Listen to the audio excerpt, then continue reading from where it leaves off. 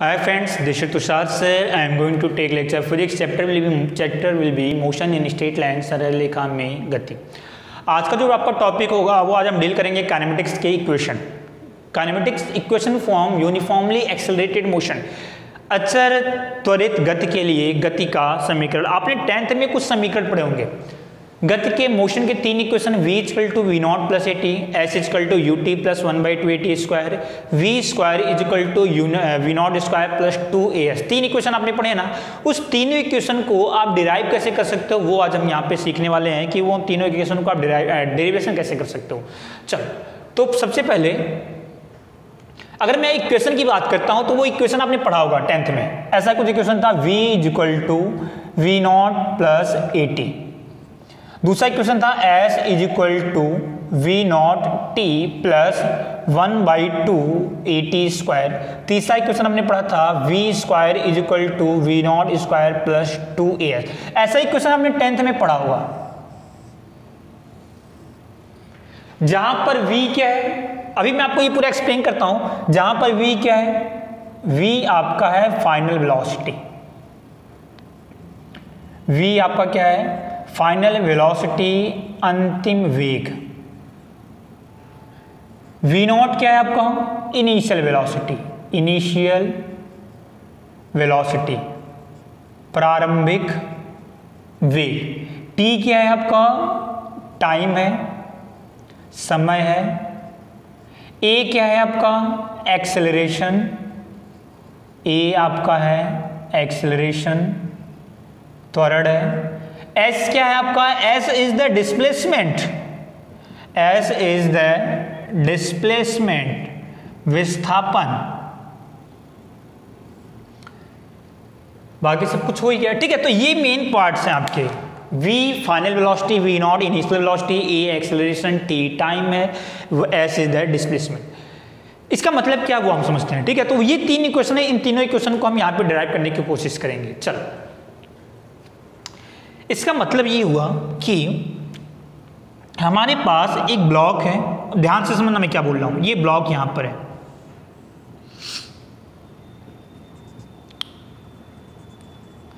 ये जीरो की पोजीशन, ये जीरो की पोजीशन, ठीक है। यहां पर ये जीरो पे, ये ब्लॉक यहां पर है। जब ये ब्लॉक यहां से मूव करना स्टार्ट करता है तो इसकी वेलोसिटी है v नॉट। ब्लॉक मूव करते करते करते करते ये ब्लॉक यहां पर आ गया। जब ये ब्लॉक आपका इस पोजीशन पर है तो इसकी वेलोसिटी है v। यहां पर वेग कितना, v नॉट। यहां पर वेलोसिटी कितनी, v। और ये ब्लॉक ने डिस्टेंस कितना कवर किया, कितना डिस्प्लेस हुआ, तो ये डिस्प्लेस कितना हुआ, सपोज करो s। कितना डिस्प्लेस हुआ, ये s डिस्प्लेस हुआ। कितना डिस्प्लेसमेंट हुआ, s जितना डिस्प्लेस हुआ। अब मुझे आप ये बताओ, सबसे पहले ब्लॉक की एक बात और, टाइम की भी बात कर लेते हैं। जब ब्लॉक ने यहां से चलना शुरू किया तो यहां पर टाइम कितना था, t इक्वल टू 0 सेकेंड। यहां से जब चलना शुरू किया, फिर 1 सेकेंड, 2 सेकेंड, 3 सेकेंड, और जब ब्लॉक यहां पर पहुंचा तो टाइम कितना था, t सेकेंड था। क्लियर है। चल, अब मैं आपसे पूछता हूं कि ब्लॉक की वेलोसिटी चेंज हो रही है कि नहीं, चेंज हो रही है।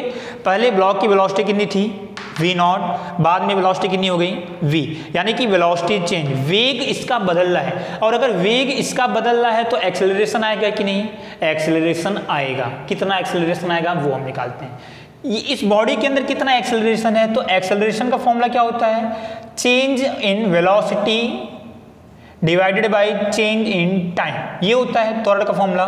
चेंज इन वेलोसिटी का मतलब क्या हुआ, final velocity minus initial velocity, अंतिम वेग माइनस प्रारंभिक वेग। तो final v minus initial v divided by time interval, ये तो आपको पता है, समय अंतराल। चलो, acceleration is equal to final velocity कितनी है, v, इनिशियल वेलोसिटी कितनी है, इन्हें प्रारंभिक वेग कितना है, v not divided by time interval. Time का गैप कितना है, यहां पर जब टाइम स्टार्ट किया था तो 0, यहां पर टाइम t, तो गैप कितना, t minus 0। That is a equal to v minus v nought upon t, t will be multiply, तो a t is equal to v minus v nought को आपने इधर कर दिया तो ये माइनस का है तो इधर आएगा तो प्लस में, तो v equal to v not plus 18। That is the first equation of kinematics. पहला equation, relation between initial velocity, final velocity and acceleration. अंतिम वेग, प्रारंभिक वेग और त्वरण के बीच संबंध v equal to v not plus 80। तो ये इस तरीके से आपने ये पहला इक्वेशन आपने डिराइव किया, ये आपको समझ में आ गया। अब हम बात करते हैं दूसरे वाले इक्वेशन की कि दूसरा इक्वेशन आप किस तरीके से निकाल सकते हो। आप इसका स्क्रीनशॉट लो, फिर मैं नेक्स्ट में डील करता हूं आपसे। चलो अब दूसरे इक्वेशन की बात करते हैं।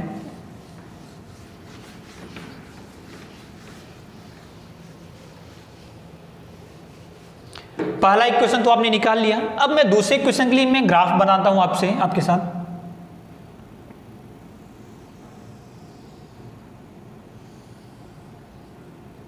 ये टाइम है और ये वेलोसिटी है, वेग है। यहां पर टाइम 0, वेग भी 0, यहां से टाइम बढ़ेगा और यहां से वेलोसिटी बढ़ेगी। चलो मुझे आप ये बताओ, यहां से लेकर यहां तक का एक्सेलरेशन कितना था, अभी आपने निकाला है, तो यहां से लेकर यहां तक का एक्सेलरेशन कितना था, ए, दैट इज कांस्टेंट। ए आपका कैसा है, कांस्टेंट है। ए आपका कैसा है, अचर है। ठीक है, मुझे वेलोसिटी और टाइम के बीच में मुझे एक ग्राफ बनाना है। मुझे आप ये बताओ, एक्सेलरेशन तो कांस्टेंट है कि यहां से लेकर यहां तक का एक्सेलरेशन कितना होगा आपका, ए ही होगा। इनिशियल में जब टाइम आपका 0 है तो वेलोसिटी कितनी है, वी नॉट। जब टाइम 0 है तो वेलोसिटी वी नॉट। यहां पर टाइम 0 तो वेलोसिटी कितनी है, वेलोसिटी 0 नहीं है। वेलोसिटी 0 होता है तो पॉइंट ये लेते हैं, कुछ ना कुछ वेलोसिटी है, कुछ ना कुछ वेग है। कितना वेग है, वी नॉट। तो सपोज करो ये वी नॉट है, यहां पर ये वेलोसिटी कितनी, यानी कि ये डिस्टेंस कितना, वी नॉट। चल, यानी कि बॉडी का वेलोसिटी यहां पे है। अब जैसे जैसे आपका टाइम बीत रहा है वैसे वैसे वेलोसिटी इंक्रीज हो रही है। वेलोसिटी वी नॉट से कितनी हो गई, v. Velocity will be v nought से कितना हो गया, वी हो गया। तो ये वी नॉट था। जैसे जैसे आपका टाइम बीत रहा है वैसे वैसे वेलोसिटी बढ़ रही है। अब वेलोसिटी वी नॉट से बढ़ते बढ़ते सपोज करो यहाँ पे आ गई, ये हो गया वेलोसिटी आपकी।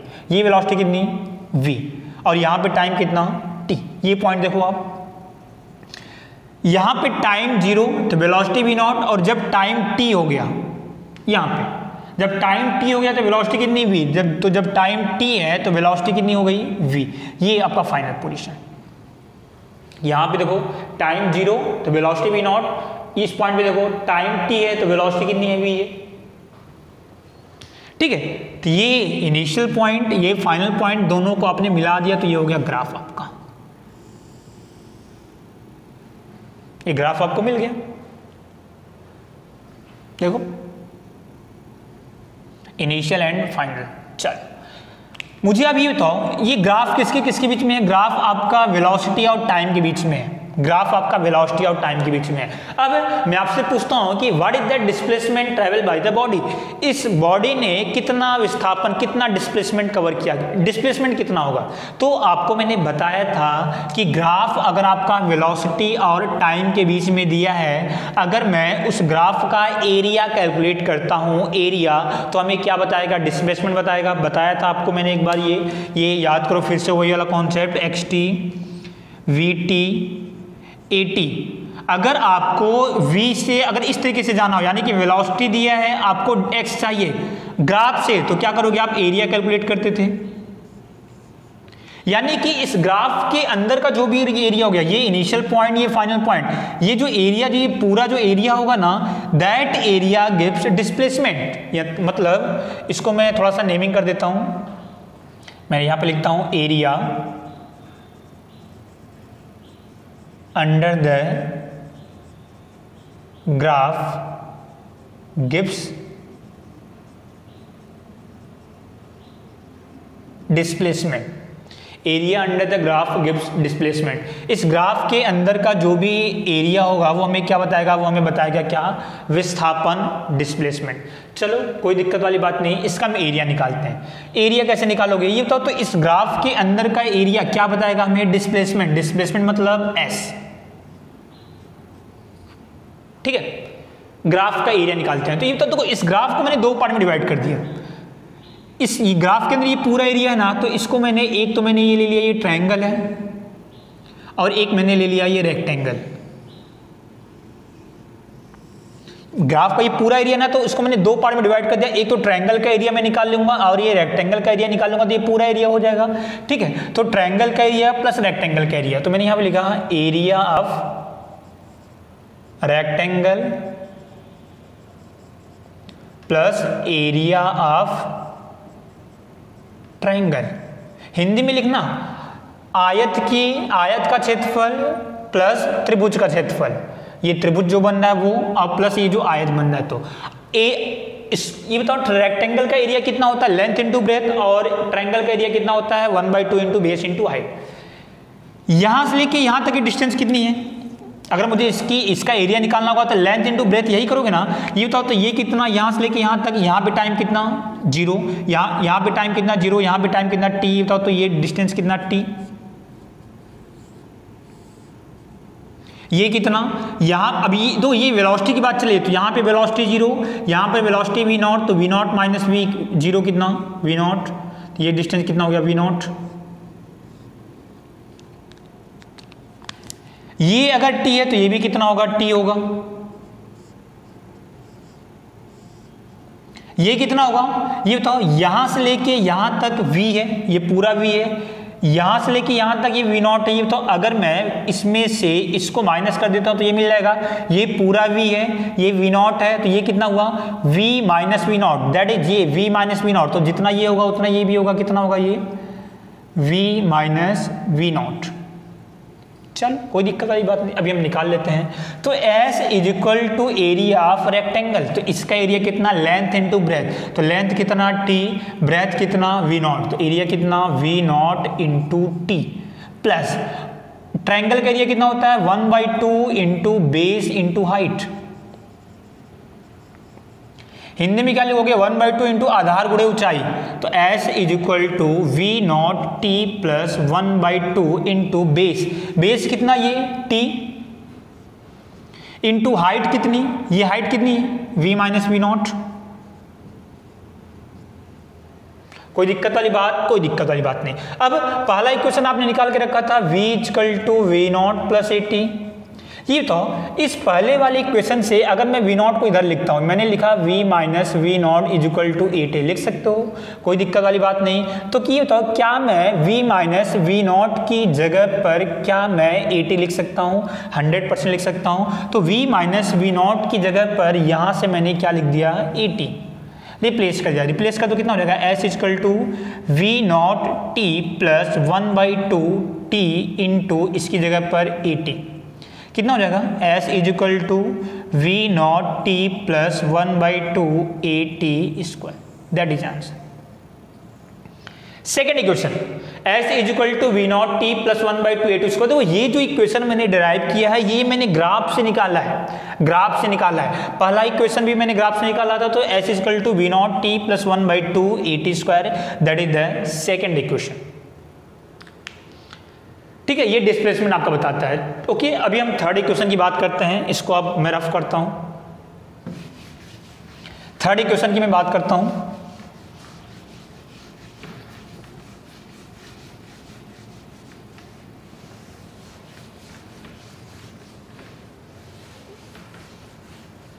थर्ड इक्वेशन में सेकंड इक्वेशन आपने कितना निकाला था, S is equal to v0 t plus 1/2 80 square, ये सेकंड इक्वेशन था।